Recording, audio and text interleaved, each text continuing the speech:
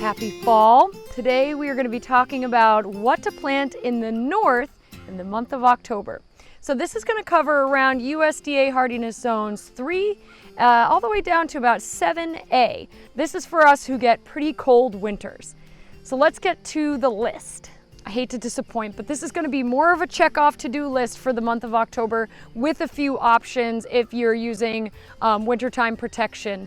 And I'll make some exceptions here and there, but it's not the longest list. October is pretty late to be planting if you have a cold, harsh winter. So my favorite crop to get in for the month of October, and it's the absolute perfect time for most gardeners in the north, would be garlic. It's not technically a seed, but you're going to be planting your garlic in the month of October. It's a fantastic time to get those bulbs in. You don't want to plant your garlic any earlier than really late September or October because it can start to go into active growth and you don't want that. So October is a great time. Depending on your region, you may want to keep it to early October. Some of us can push it to November, and some growers even can be planting their garlic in December. But for most of us, garlic, October, great timing. So get to it. I'm sure a lot of gardeners would love to get a cover crop in this late, but unfortunately, almost everything needs to be sowed more like in September if you're a northern grower. The one experimental crop you may be able to get a cover crop on, if you get a nice mild winter, would be like Austrian winter pea, but that's about it. October is also a perfect time to get your flowering bulbs in the ground. So tulips, daffodils, if you want to try your hand at the saffron crocus, October is the time. So get those bulb orders in now, get to digging, clear out a space.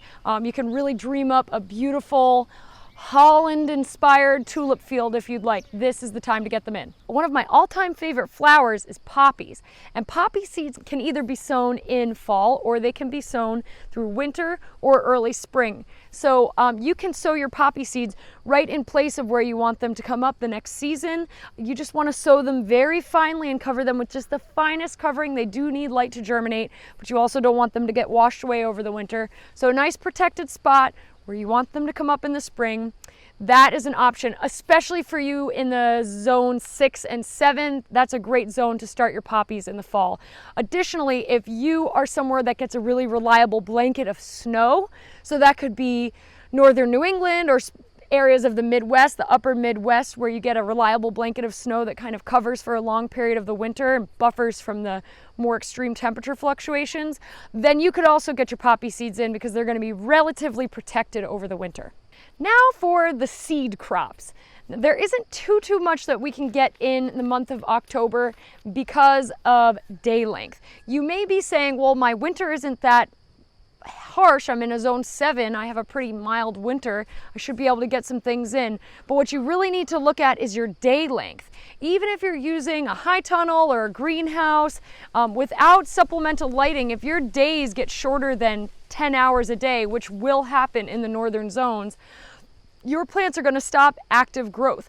So the rule of thumb is that your plants should be about 3/4 of the way mature by the time your average day length gets below 10 hours a day. And for most of us in the northern zones, that's about the second week of November. So doing the math, October is a little bit late to seed our wintertime crops, even if we have protection from a cold frame or a greenhouse. Now, if you want to grow some crops in your house, October's certainly not too late for that.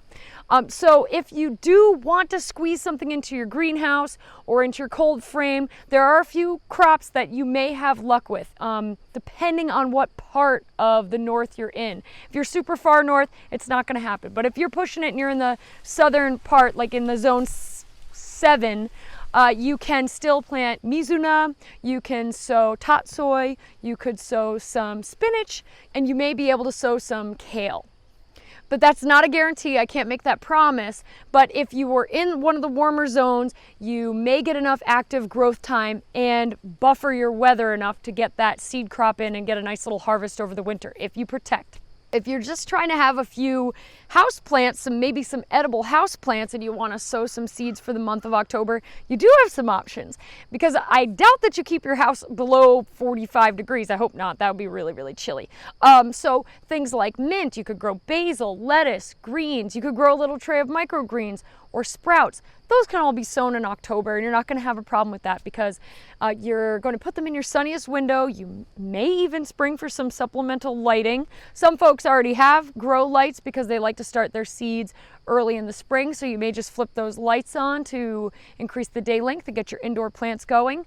Those would be great crops and very reliable to start in October.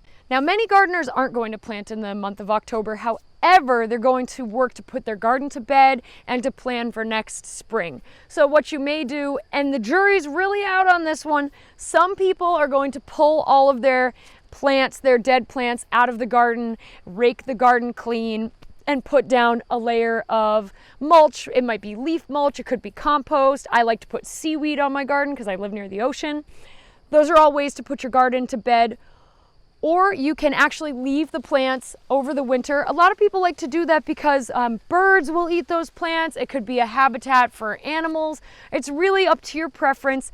Just be sure you don't leave any diseased plants in the garden. That's important. You don't want disease to overwinter, especially tomatoes. Don't leave your tomatoes over winter. Pull those out, and if they're diseased, don't even compost them. But I do recommend that you do not let your soil be exposed all winter.